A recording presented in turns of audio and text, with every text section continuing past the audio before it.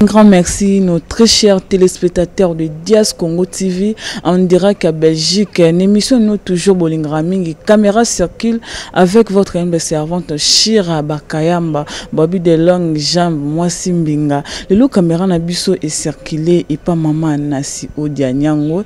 Vraiment, Oyazali, maman nabiso journaliste mnene awa na République démocratique du Congo, Azap musicien chrétien Yembela Ranzambe. Vraiment tout ça na maman nabiso awa maman Nasi Odia, à qui j'ai dit bonjour maman. Bonjour. Maman, vraiment merci na Kendengo Yambinga.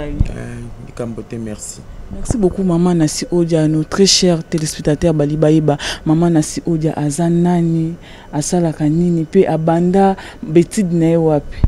Bon, Gary Nazan Nancy Odia Nyango. Premièrement, Nazali maman Nakati Andaku, c'est-à-dire femme au foyer. Et maman Bana, mariée à monsieur Papi Nyango, mère de 3 enfants, Jordan, destinée à l'Égresse pour l'instant. Yaya Yabana 9. L'aîné de la famille. L'aîné de la famille, il y a 9. Yaya Yabana 9. L'aîné de la famille. L'aîné de la famille, il y a 9. Toza 10 dans la famille. Na papa moko, maman moko, les parents sont là avec nous à Kinshasa. Ngape na koli na quartier Jamaïque na Kitambo. Ti avant na bala, il y a 6 ans de naiki kotika ba parents. Donc ti na zo bala, j'habitais toujours chez mes parents na tika la Rolongwate. Malgré que na bandai ko travailler déjà à l'âge à 20 ans. Na bali na âge il y a 31 ans.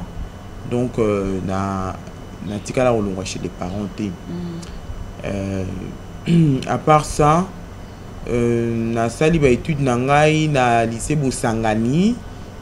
D'abord on a bandi na Bolingani, na silisi na Bosangani. Na eko sala université na IFASIC, tina licence. Et puis na sali mo ba formation ebele.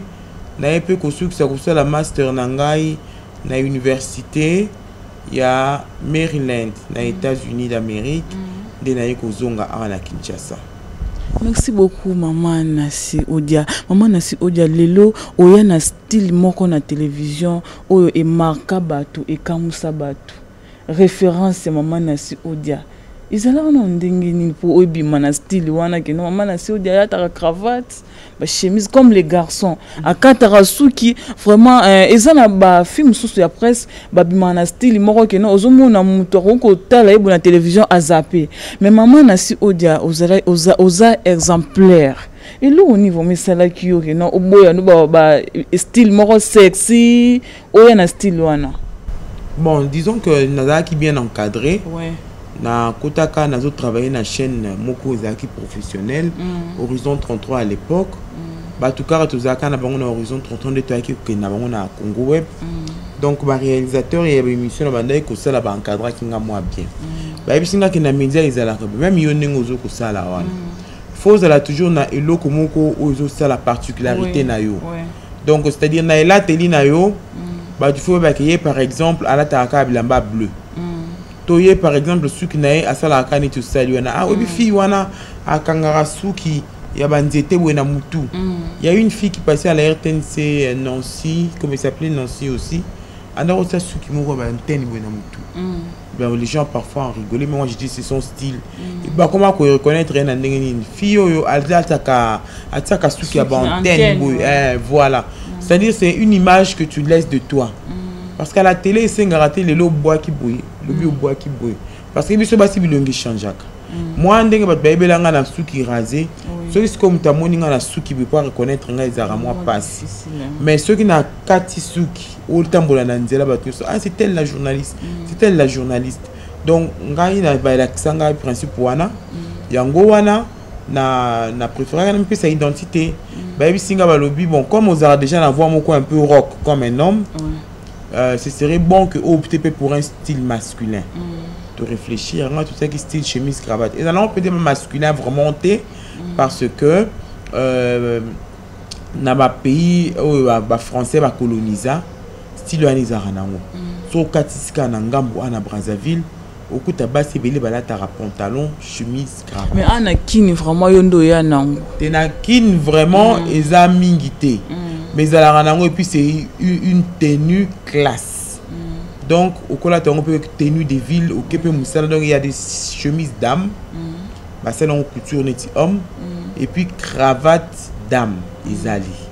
Donc tu peux porter avec un pantalon ou bien avec des talons, un pantalon dame, chemise dame avec cravate ou bien qui tocopé bien classe.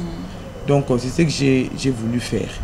Juste pour attirer un peu l'attention. Mais tant on va toi c'est comme on a mutu. Faut ce que bata la moto on to moni ala tiwi mais elo comme mille biso na monoko na e c'est quoi? C'est quoi le message qu'elle apporte? Donc Yangouana, après, il a fallu que je travaille également le contenu. J'ai beaucoup lu dans ces documentaires. Moi, Mingi, à chaque passage dans l'émission Nangai, il fallait que je lise, il fallait que j'ai recours aux archives. Donc, en tout cas, dans ce format, moi, ma casse, j'ai travaillé à Mingi. Moi, j'ai quitté chez moi à 7 h. Dans à 22 h. Je crois que na récolta kako na semaki. Vraiment merci maman na biso maman Odia. Ce que na famille papa pour le comment pas ses parents atika mona na ye bien aketanga na ifasik pour ayebi ki ba fi batanga na ifasik bazala toujours bandumba. Ezala rendre ni papa a acceptera facilement ou comment? Bon, notre père aza na ba considération anate hein. Ayebi ngai d'abord moi nanaye. Na fait ça la médecine. Na kina ça la médecine, na ça même pas un mois. Na qui kokata parce que conditions et études à l'époque étaient difficiles. Kolongwa ka Jamaïque, kokoma campus, 5 h du matin, il faut aucun de cause à bus, il y a Victoire aux yeux intendance campus. Ozo koma boyena sous 7 h. Na université et puis on a peu transport qui passe. Au auditoire ici tourne au côté même pas au tangité vraiment dans condition on a tangela na moi na lycée tu sors d'un lycée comme Bosangani donc au mesana ko bunda makasi bongote donc je n'ai pas pu na kataka na chômé une année ndé na zo 4 ans vraiment ya kokota la mambanzambe et puis année suivante ta on a ko yoka ke baninga mingi batanga kina bango na ifasik ngape na kei kaka na bi bon. Comme bah, camarade moko na kutana ki na bisinga mais viens t'inscrire. D'ailleurs inscription c'est bandi. Na kepe na sali test na ngai professeur Lukunku ya liboso ya makinga bi yo au sala TV. Nazo mona sourire au sala TV. Moi j'ai lui dans la dernière ngape na ambition morti. Na ikara pona otanga. Pour moi ce qui importait c'était avoir juste un diplôme. Donc na sali fasik wana pe nzamba sala ala la raté. La stade sali fasik tango na nazotanga na bandai ko tangisa quand je commençais l'université quand on a comme la deuxième graduat na j'ai 20 ans na bandi ko ça na radio et donc na sala dans ça pendant na moi 16 ans na expérience dans musalango. J'ai commencé à travailler très jeune à l'âge de 20 ans na salle na radio na salle l'agence congolaise de presse ACP dans la salle Horizon 33, dans la salle na Congo Web. Dans la presque 10 ans comme conseiller en communication. Il y a le ministre Raymond Chiban dans l'affaires étrangères. Et puis dans la RTNC Sikoyo, parcours na casa mixé. Mes parents nangai, papa aibingai. A Kolisanga le Bunzambe donc attends la côté na milieu à Mabé.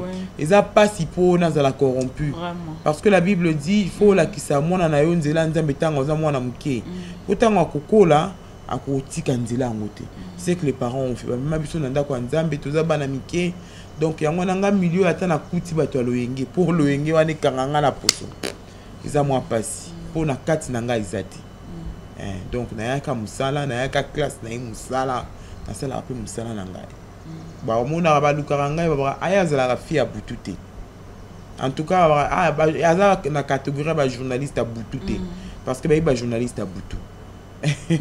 Vraiment exemple à suivre hein. Vraiment bah bito landa tout copier ya bien ngale on a zo copier moyen té vraiment merci na papa na biso o aboté la biso maman na biso za anasi odia vraiment nzamba pambolo on a pespe bambote belé na papa na ngale révérend pasteur Bakayamba Benge Théophile na maman na nga Sophie Kombalilanga mwana muswahili umela mama na si odia lelo okomi koyimbela nzambe ibande ndeni isa appel à nzambe bu vande ka oui non tellement naza na lingi mingi mama nzambe na bando yimbela nzambe ibande ndeni bandi banda bo mwana tango tozo kinde église papa aza ko la biso nzela nzambe na église wana nakotaka école de chorale école de dimanche donc na 6 ans déjà tozo emba na bana mike hein donc et umela rapenza te mais na ko banda penza ko yimba bien na âge à 14 ans na chorale moko tango papa eko kota aseka na maman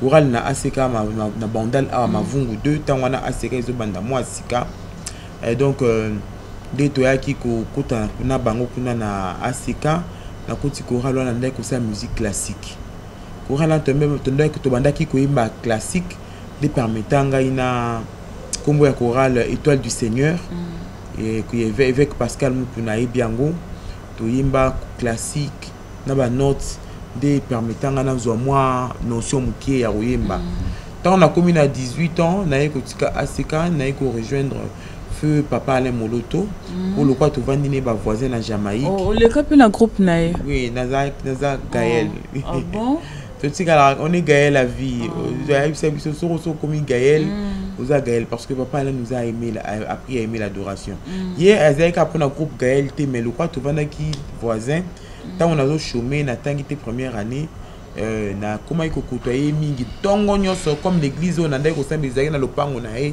donc je me réveille le matin na ki papa là to fandi na biso aye pe le kwa nzamba pesa kai vision avant dana nous pour occuper sa émission atika comme ça donc une année avant nanda ko ngape na au chômé donc j'allais chez lui le matin zongi pourquoi adopta kanga mwana mke alingati nga mwa mingi donc j'ai passé mes journées chez lui avec sa famille ses enfants to vanda boye avec ses amis on partager parole ce que penzembo lié à Epsion Nancy enregistrer yemba nzembo kanga nzembo pour ngai pour ba enregistrer vraiment mwana ndako ya papa Alain Moloto to vandi penza wana tango pe ay ko banda grand cœur na pour grand cœur et banda kana nous na ba 96 vers la fin ba ki ko suspendre ba ko zongela on a 98 tant ba ko zongela ngo biso to bandi na sali moi 4 ans na grand cœur ya Gaël tout ce que nous répéter na limba na télé 2 na télé 2 na limba côté terminus centre terminus na super moi na muke na zo kinde kuna na âge à 20 ans toujours travailler titan on a eu ko banda musala presse de comme on a moi temps mingi na ki ko tika et puis et comment il na temps moko boye tu sens que tu travailles mais elo coupé aux autres la paix comité bon moi papa là me disait non si ce n'est pas ton temps pour na grand cœur tous aki belé ceux qui t'en a yo ceux qui ngolu na yo on t'élève ou y a moi équipe technique ya muki me disait ce n'est pas ton temps. Bon, on a travaillé na ye ti un moment musala pe komi ko senga ina comme moi irrégulière ba voyage ba mission de na ka ko kata Gaël mais je suis Gaël à vie hein d'ailleurs à l'époque on nous appelait papa la bimutinyo saza abus baksa Gaël na kombo na yo donc nous sommes comme ba Nancy Gaël ba Francis Gaël ba Franck Gaël ba Henri papa Gaël yemoko Alain Gaël donc na adresse email langa kututi lelo izara Nancy Gaël 2002 oh vraiment merci beaucoup maman Nancy Odia vraiment tout côté na mamba musique maman Nancy Odia uzana groupe ou bien zaka ka association moko nde babengaka na ora babenga nzonzingi you know to boya to sangana to beta mo loko moko ou bien uzana groupe vraiment o kino za groupe présidente yo mo ozali secrétaire azali ezande. Pour l'instant na tambolaka na kati ya groupe nazo évoluer na chorale ya église na imbara na chorale ya église na imbi longtemps na chorale ya église loko stream à Lorem pendant près de 10 ans naza pe na chorale mosusu pe o ya biso na Jamaïque na église ya papa Sylvain la colonne de feu choral wana Chandor na vrakape na bango de temps en temps. Donc ça plus on a préféré travailler dans l'église que travailler de manière isolée. Mais il y a quelques sœurs et frères qui ont un album. De temps en temps, tout ça bango, il faut que quelque part, te répéter, te se préparer, te yembi. Mais groupe Penza, au vrai sens du mot, ils atteignent pour l'instant. Maman, nasi odia quoi, ce album, ils ont combien de titres? Album Oyo, Jésus le Victorieux, ils ont 8 titres. 8 titres. Tozana kati awana tozana ba titre epelé lokola nganga na ngai makila esprit Jésus le victorieux yango moko jamais seul j'irai là-bas lobiko elonga et puis nasuka nango to bakisi mo instrumental moko ya nganga na ngai susupo izaka na saxo moko ebeta wana na linga yango makasi yango na zongisa instrumental wana. Donc c'est ça un peu la composition de la Maman Nassi Odia, pourquoi Jésus le victorieux? Pourquoi on peut ça titre wana? Ngai na peut ça titre wana te menza bende inspira kinga yango. Surtout la chanson Jésus le victorieux yango moko na kati. Ils ont dit moko na koma yango te, c'est une chanson que j'ai na l'auteur en fait, na l'autre nzembo na lam ki na tonga na zu téléphone nanga ko ki maté na enregistrer. Na kaka ndenge na zwaka ngo ndenge pe yemba mana changer arrangement te eloko moko te kaka ndenge zwa mandenge na misango. Mais à part ça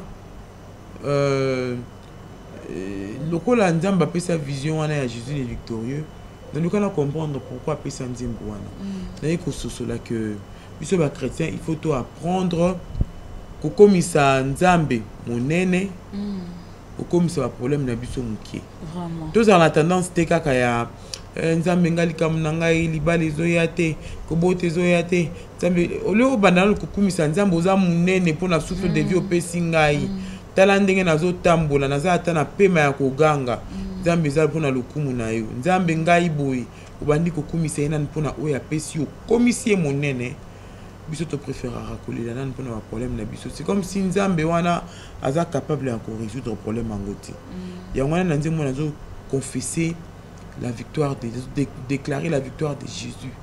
Oui, il est victorieux dans toutes nos situations. Et na osuka gloire à l'agneau de Dieu, Hosanna, pour dire que ce que nous devons faire chaque jour c'est adorer Dieu. Adorer Dieu. David Alobi, il aime demeurer dans la maison de l'Éternel. Parce qu'au jour de l'adversité, donc ce que nous devons faire, nous chrétiens, c'est être des adorateurs. Chaque jour, tu te lèves, tu commences à adorer Dieu. Tu peux même oublier tes problèmes. Tu adores Dieu, tu le célèbres, tu le loues pour la vie, pour le souffle de vie. Au moins, sans pour autant que yo bunda pour na yango. Bon, chanter, c'est prier des fois. Bon, ils ont la biblique mais c'est ce total na nenga ma logique ya moi likambango. Moi personnellement, il m'arrive ce musique ils étaient na koka pena au sambela longtemps té. Na au sambela muki mais si j'ai la musique à côté de moi na kokende 2 heures, 3 heures. Mais la musique ça vous stimule en fait, ça vous pousse à prier. Donc ozo yemba Yemba eza prière mais ozo kota na kati ya chant wana ozo réaliser ma parole et après tu les dis à Dieu toi-même. C'est ça en fait là. Vraiment tout le temps une chanson oh Jésus le victorieux vraiment que c'est ça Diane Mabunga Hélène en États-Unis et pourquoi pas mon grand frère chéri Godembia au azana kati ya Luanda. Vraiment tout le temps on se retrouve tout juste après.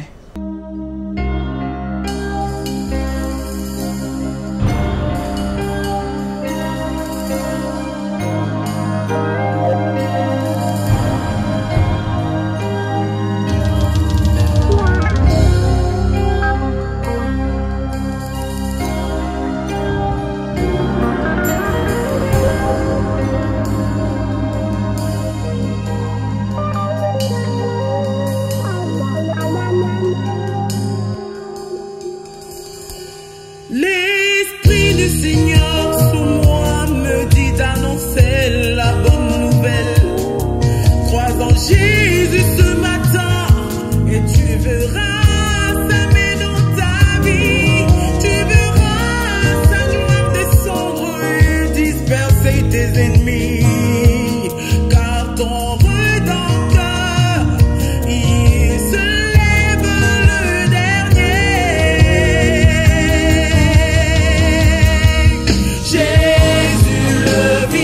réalité na maman na si odia toyeba azana ni alambra ndenge nini. On a le 24 décembre moi ils a la surprise pour na bino ou mélangeant on ni maman na si odia besoin de likambo organisation ou planifier makambo fo sala oui bi que na lelo yo boye na ko sala boye na ko nettoyer bilamba na ko organiser cuisine na ko sala ba provision on nous sala un jour oui bi que et ba week-end biso ba to travailler ka to na temps mingi week-end en semaine vous avez peut-être na temps muké donc on organiser semaine le week-end et ça c'est compliqué vraiment c'est difficile ce que ça l'organisation nous qui sommes passés par l'église na beaucoup de maman na ba église là qui savent déjà comment nous organiser comment organiser la maison donc quand on a la difficulté donc na ça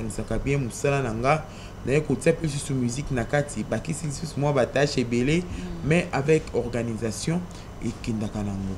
Mais il faut ajouter le fait que nous sommes africains. Nous avons la chance de vivre ici au Congo. Non, nous avons de la famille.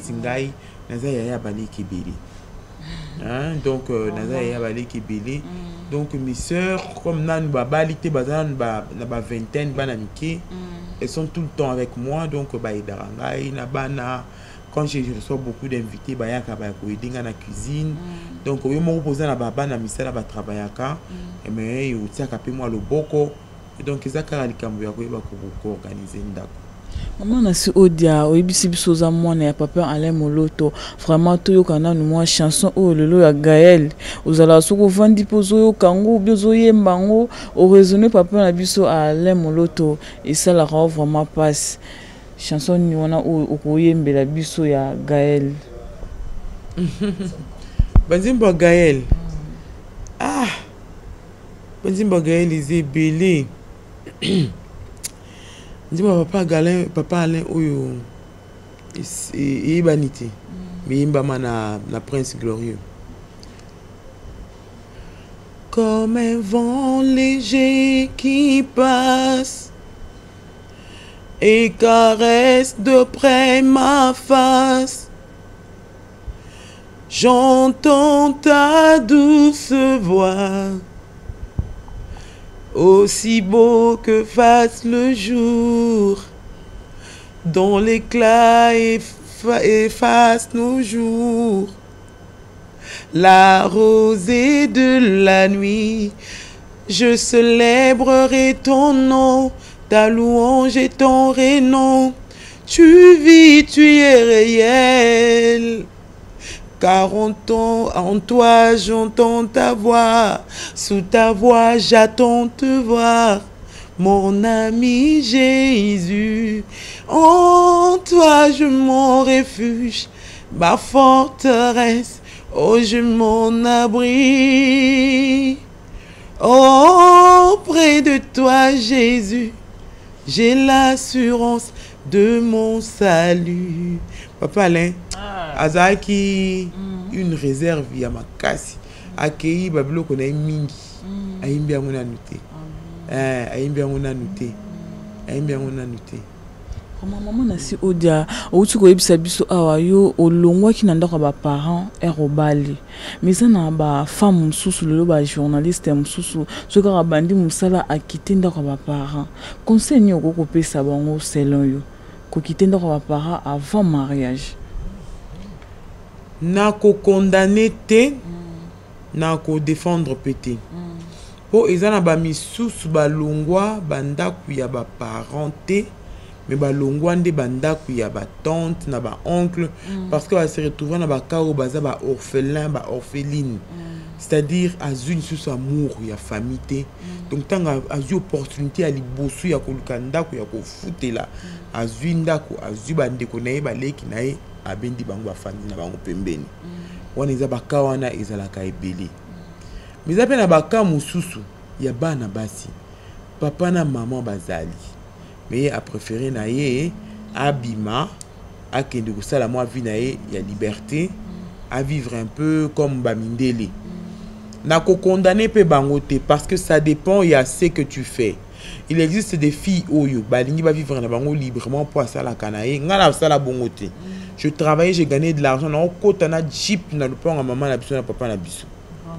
Bazo bisanga conseiller d'un ministre des Affaires étrangères. Au vent d'ailleurs pas parents ba c'est quand na cabinet là où je travaille. Moi si ça va pas non. Mais moi je n'ai jamais vécu seul. Ça c'est moi. Papa na biso lobby moi c'est olungwaka sur Bali. J'ai respecté la décision de mon père. Tina Bali ndina na longwe. Ba musu soupe oyo baza bazu banda kwana pona bazo ya liberté moko na ndenga mabe wana ndi to ko condamner. Mais oyo asala ngo parce que famille et puis si affection te maman azati papa azati orphelin akena pembeni pona azala na moi na abri na bandeko nae ndenge mosusu. Oyo pe asala ngo parce que azaka na besoin esprit ya liberté mais à vivre la vie na ye normalement azo ka mbale ya batuté parce que ba mingi basala rango parce que ba lingi bazo ka mbale ya batu ba mimara na banda kuwana. Donc ça ce n'est pas très catholique. Bana baso vivaka vie wana na ko encourager te. Na osenga na bango il n'est pas encore trop tard. Il faut changer. Hein, il faut changer. Bongo la façon de vivre. On finit par récolter ce qu'on sème. Ce qu'on sème à ma baie. Le temps. Au détruit foyer batu foyer muninga. Te, ils apprennent à bongo te. Foyer muteko a détruit te. Ce qui vendit na kati ya makila Yesu. Mais yomo kondozo détruire vina yo. Parce que aucun homme ne quittera sa famille pour s'attacher à moi si il y a mené vie non. À cause de yo pour un temps il y a plaisir, il y a satisfaction, il y a ego naïe, c'est ça les hommes. Mais yonde au coup perdre. Parce que la femme ne sera pas toujours jolie. La femme ne sera pas toujours jeune. Et là, comme mobile kolanda kana simanayo et kozala ce que tu as au-dedans de toi. Quand la beauté sera passée, quand la jeunesse sera passée, et là qu'on nous a à offrir. Donc il est temps, ceux qui ont na ba vie wana. Tika. Bongo la motema, yeso autala yo. Azo zela les bras grandement ouverts. Donc tika vie wana, ils a quitté côté parce que souka okoza na regret. Toza na ba ene na biso lelo akomi na ba 50 ans et plus azo regretter ba vie wana po amena kango. Donc ngana tenera toujours compte ya ba expérience ya ba femme. Naza moi c'est libala. Lobaka quel que soit le problème. Le mot mobali akanga biloko nanga abimisa. Paré nanga mariage à l'obarani à l'obinansi. Même si ton mari prend tes effets abimisi. Yo peso yaye bimisa. Donc libala et kokufa te. Pourquoi? Parce que ngai na okiti tali expérience et ba femme divorcée. Aucune femme divorcée a webisa que na sepela na acte na sala ya divorce. Jamais. Natal nabi oh na ota lolendo nanga lelo na biso ki na siliki na kei. Mais après, est-ce que au bout de 5 ans, 10 ans, na comment contenir discours ya ba femme divorcée wana te? Parce que lelo bango ba divorça, ba comment ko yebisa biso ce qui na zala ki na mayelo na zana ngo sikoyo. J'aurais tout fait pour garder mon mariage. Moni biso na ndaka expérience ya ndengona. Donc yo pe ozo vivre vie wana ya oza pembeni pour sala ka ba désordre na moi loyenge. Yo kana nous témoignage ya ba oyo ba salango avant yo. Aujourd'hui conseil nini ba kopesa ka yo mutozo sa ba ko yebisa yo tele ki na ngai. Tika viwana eza malamu te. Bongo la motema. Yeso za bolingo akotenir yo rigueur te. Akobosala mabenyo so sala tango zo epana yo comme moto asika. Sala effort, changer vie na yo. Vraiment conseil yango maman na biso Nasi Odia, la servante dédiée à outil ko conseiller biso vraiment nga vraiment le na zuba part na nga ebele vraiment nzamba pesa biso chance ça la biso ngolu pe vraiment tout ça ba foyer na biso to landa mamokilo to landa monde médiaté vraiment maman Nasi Odia to ko chiter à la fin émission na biso un mot de la fin na ba téléspectateurs au Holanda yo à travers Dies Congo TV chaîne oza na Belgique qui ba salutation et la bango bien. Merci beaucoup Nadia Congo TV ndenge boye ko visiter biso Et en tout cas ils ont la soukate tout ça la production moi mingi nzamba zwaka lokumu à travers makamto sala na pesi ba encouragement mingi na musala bozo sala et puis na ebisi peuple de Dieu bokanga mananzambe Yesu wana za victorieux yende moto akwa ko pese longa na makambo nyonso donc na vie na yo tiaka Yesu liboso tia problème na na simatia Yesu liboso ye moko ayebi ndenge ni asaela kabana na ekolemba te atolelaka na chambre lela na kati adoration nzamba azomona abi il abandonne pleure nzamba ayokela yango mawa makasi donc zana moto okangama na mabondeli elonga eza na Yesu nzamba pambola bino album Jésus des Victories est peu disponible na Kinshasa na point de vente nyonso donc sokoza moto lingi ko kabanzembo yango okeika ka se procurer na ngo nzambe pa kozwa lokumu. Vraiment, merci beaucoup. Tout comme déjà, on a fait une émission avec la caméra circule vraiment. L'autre, Yambela Kibino, maman Nasi Odia, un journaliste, un musicien chrétien, à la République démocratique du Congo, maman Nasi Odia expliqué biso, ndengeni ya banda musala na ya média, tout côté na musique vraiment, bolandi ndenge maman Nasi Odia à lobby. Merci beaucoup na Pichukumu, pourquoi pas, à mon boss, le Wabason, Oumela, na confiance à Ozope Sanga Shira Bakayamba. Merci beaucoup na boss des boss John Moki Bobby merci Bio Café merci Bio Café vraiment Bolanda toujours chaîne na bino Dias Congo TV ba bazana na Belgique ba bazana na France www.diascongotv.com vraiment vous allez décider vous allez toujours brancher na chaîne na bino bye.